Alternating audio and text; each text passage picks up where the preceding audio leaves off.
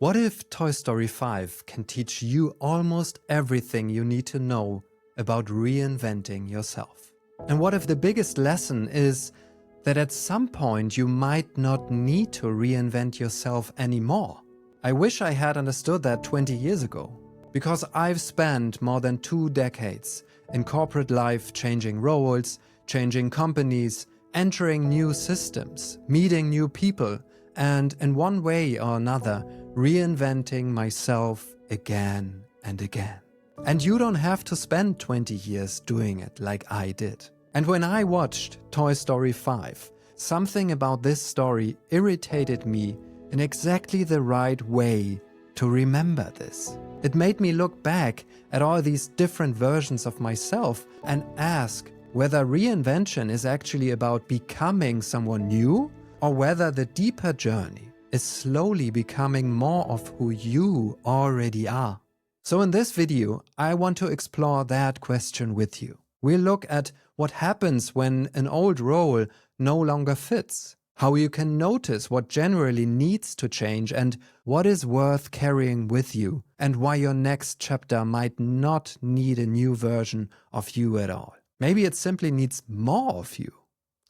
So after this video, you have everything you need to know about you and your next reinvention. Welcome to You're Amazing, your space to pause, to calm down, reconnect to your roots, awaken your spirit, and remember what truly matters. This podcast is called You're Amazing for a reason. You are naturally creative, resourceful, and whole. You're not a problem to be fixed. Even when life feels messy, there is wisdom in you. I'm Jorma. I'm a coach, and I've spent more than 20 years working in corporate environments. And right now, I'm living this question myself. Because only a few weeks ago, I changed companies again. And what was interesting this time actually started before my first day. A few months before I joined. The company and I were still figuring out whether this was really the right match. They were deciding whether I was the person they wanted, and I was deciding whether this was the system I wanted to become part of. Of course, when you really want a job, there is a temptation to present the version of yourself you think they want to see. You listen carefully, you notice what matters to them, you understand the language, the expectations, the culture, and somewhere in the background, there is this quiet calculation. What should I emphasize? What should I maybe keep to myself? What version of me will work best here? I know that process very well, but this time I noticed that I wasn't really doing it. I talked openly about the fact that I'm a coach. I talked about building my own coaching practice alongside my corporate life. I showed my curiosity, my energy, the way I work with people, the things I know, and also the fact that I don't always know. I didn't try to separate the corporate version of me from the rest. I just showed up fully, and that person got the job. When I say it like that, it sounds incredibly simple. But for me, it represents something that has taken more than 20 years. Because I can look back at many different versions of myself in corporate life. Different roles, different organizations, different levels of responsibility, and very different ideas about what being successful or professional was supposed to look like. Every time I entered a new system, there was an opportunity to reinvent myself. Sometimes that meant becoming more confident. Sometimes I became more serious because I thought seriousness was part of leadership. Sometimes I learned to challenge more. Sometimes I learned that I needed to listen more. And sometimes I probably adapted far more than I realized at that time. None of those versions were wrong. They were part of the journey. But something feels different now. Because since starting this new job, there have naturally been moments when I don't know what I'm doing yet. I'm new. There are people who understand this company much better than I do. There are relationships I don't know, history I wasn't part of, processes that make perfect sense to everyone else and are completely new to me. And in those moments, I've noticed that I don't feel this huge pressure to quickly invent the version of myself that belongs here. Instead, I come back to something that feels much simpler. I pause and ask, what is actually happening right now? What do I understand? What do I not understand yet? And from that stance, who I am right now, what feels like the right way to respond? Quite often the answer isn't particularly spectacular. It's being honest. It's asking for help.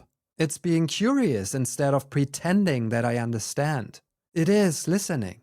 It's asking another question. It's wanting to learn.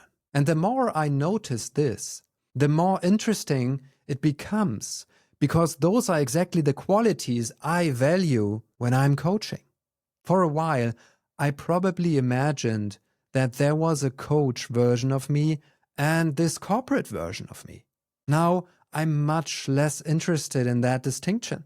I'm more interested in one question. Who am I as a human being, regardless of which room I'm walking into? And this is where Toy Story 5 unexpectedly entered the picture. Because if you strip away the animation and the comedy for a moment, these films have always been deeply interested in roles and identity. Woody has spent so much of his existence understanding himself through being needed by a child and through the role he holds among all the other toys. Jessie is now stepping into leadership. Bonnie is growing older. And in Toy Story 5, Lilypad arrives. Technology entering a world in which traditional toys were once at the center of everything. Suddenly the environment changes. And when the environment changes, the question of relevance appears. What happens when the thing you were great at isn't needed in exactly the same way anymore? What happens when someone or something new enters the system? What happens when the role that gave you purpose starts to change? I think that is much bigger than toys versus technology. We experience versions of it all the time. You can spend years becoming excellent at something, and then suddenly the company restructures around you. You can work towards a leadership position, and once you have it, discover that being a leader asks something completely different from you than getting promoted did. You can build an identity around being the expert, and then technology changes what expertise looks like. Or nothing dramatic happens at all. Maybe you simply realize that the life you build very carefully still works from the outside, but something inside you has moved. And that can be unsettling, because roles are useful. We need them. I am a coach. I have a role in my company. I'm a friend. I'm a partner. I am creating this video for you. And for the next minutes, I'm the person speaking and you're the person listening. Roles help us to navigate life. The problem begins when the role and the person become the same thing. When I work as this, quietly becomes this is who I am. When I'm the person who always knows becomes something you have to defend even when you don't know anymore. When I'm successful because I'm useful in this particular way makes every change around you feel like a threat to your identity. And maybe that is why we talk so much about reinvention. The world changes, so we assume we needed to create a new version of ourselves quickly enough to keep up. New job, reinventing yourself. New technology, reinventing yourself. New decade of your life, reinvent yourself. Build version 2.0, upgrade, become the next you. And again, I understand that idea. I've lived it for more than 20 years. But I'm beginning to wonder whether there is another way of looking at it. Maybe all those reinventions were never really about becoming a sequence of completely different people. Maybe every change gave me another opportunity to notice what actually belonged to me and what I had only picked up because I thought I needed it. I could keep the curiosity and let go of needing to know everything. I could keep ambition while redefining what success meant. I could take 20 years of corporate experience into coaching without needing to become the coach as another performance. And I could bring what coaching is teaching me back into corporate life. The boundaries between those different versions of myself have started to dissolve. And strangely, that feels more like reinvention than many of the times when I was deliberately trying to reinvent myself. Because maybe the biggest change is this: I no longer fear that every new system gets to decide who I need to become. And this is where I want to offer you a pause too. Not because you need to change anything today, just because there are a few questions I wish I had asked myself more often over those last 20 years. When something in your life is changing, who are you right now? Not who were you 5 years ago, and not who do you think you should become next. Who are you now? What is genuinely important to you at this point in your life? And when you enter the next role, the next relationship, the next company, or whatever your next chapter happens to be, how do you want to show up as a human being? And there is a difference between that question and asking, who do I need to become to succeed here? The second question starts with the system, but the first starts with you. That doesn't mean ignoring reality. If I enter a new company and decide that authenticity means everybody needs to adapt to me, that is not authenticity. That's just refusing to learn. I still need to understand the system I've entered. I still need feedback. I will still discover parts of myself that needed to grow. But I can do all of that from a more stable center. I can adapt without abandoning myself. And perhaps that is what I'm learning after all these years. Reinvention is not necessarily the art of constantly creating a better identity. Sometimes it is the gradual reduction of distance between who you are and who you believe you need to be. And I don't think there is a finish line to that. I'm not sitting here saying, great, after 20 years I have finally discovered my true self, and now nothing will ever change. I hope I continue changing. I hope life surprises me. I hope 5 years from now there are things I believe today that make me smile. But I want to change to increasingly come from curiosity rather than from the fear that I need to become somebody else in order to belong. And maybe that's what Toy Story 5 irritated in me again.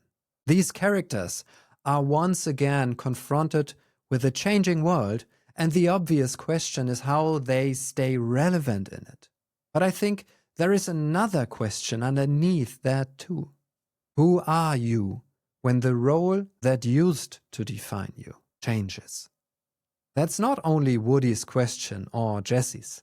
It might be ours too. Because your job can change. Your expertise can evolve. Technology can transform your industry. The things that people currently value you for may look completely different 10 years from now. And if your entire identity is attached to those things, every change becomes frightening. But if those roles are expressions of something deeper in you, change can also become an invitation.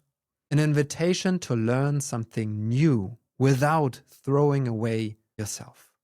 An invitation to let a role end without assuming that you end with it. An invitation to walk into a new system and discover that maybe you don't need a completely new version of yourself. Maybe more of you is enough. So before we finish, think about one role in your life that matters to you right now. And imagine just for a moment that it changes. What would you want to carry with you? What might you finally be ready to leave behind? And when all these titles and expectations around that role become quiet for a moment, who do you want to be when you walk into what comes next? After more than 20 years of reinventing myself, I think that's the question I'm most interested now. Not who should I become next, but how much more honestly fulfilled can I show up as the person I already am? And strangely enough, it took Toy Story 5 to remind me of that. I'm Jorma, and you're amazing. See you in the next pause. Bye.